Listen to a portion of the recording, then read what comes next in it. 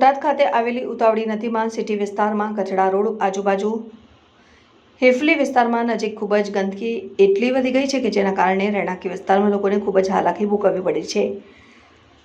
ગંદકીને કારણે મચ્છર માખી અને ઝેરી જીવાતોનો ઉપદ્રવ વધી રહ્યો છે, જેમના કારણે ડેન્ગ્યુ, મેલેરિયા, કોલેરા જેવી ખતરનાક બીમારીઓ વધી રહી છે અને હાલ આરોગ્ય શાખાની ટીમ દ્વારા સર્વે પણ ચાલુ કરી રહેલ છે, જે વિસ્તારમાં મેલેરિયા, ડેન્ગ્યુના કેસ પણ આવી રહ્યા છે, પરંતુ હજી સુધી કચરો તેમજ ગંદકી દૂર કરવામાં આવેલ નથી અને રખડતા ઢોર ત્યાં પાણી પીવે અને ગંદો કચરો ખાઈ જાય, જેના કારણે મૂંગા ઢોરોનું મૃત્યુ થાય છે, પરંતુ તંત્રના પેટનું પાણી હાલતું નથી। કોઈ સફાઈ કામગીરી થતી નથી, પબ્લિકના ખિસ્સા જ ભરાઈ રહ્યા છે અને ભોગવવાનું જનતાને છે। સ્વચ્છ ભારત અભિયાન ફક્ત ચોપડે ચિતરાયેલ છે। તમારું નામ? ચૌહાણ ઇમરાનભાઈ સલીમભાઈ।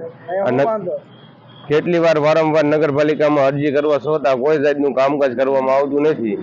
કેટલાય ટાઈમથી આવીને આવી ગંદકી છે। આની પહેલા ચીફ ઓફિસર એક નંબર માણસ આવ્યા હતા, પણ એને જલ્દીથી જલ્દી રજા દઈ દેવામાં આવી।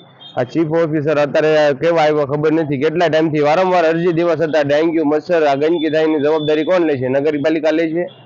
કેટલી વાર અરજી દેવી મેં, વારંવાર અરજી દેવા છતાં કોઈ જાતનું કામ કરવામાં આવતું નથી। આનો જવાબદાર કોણ લેશે?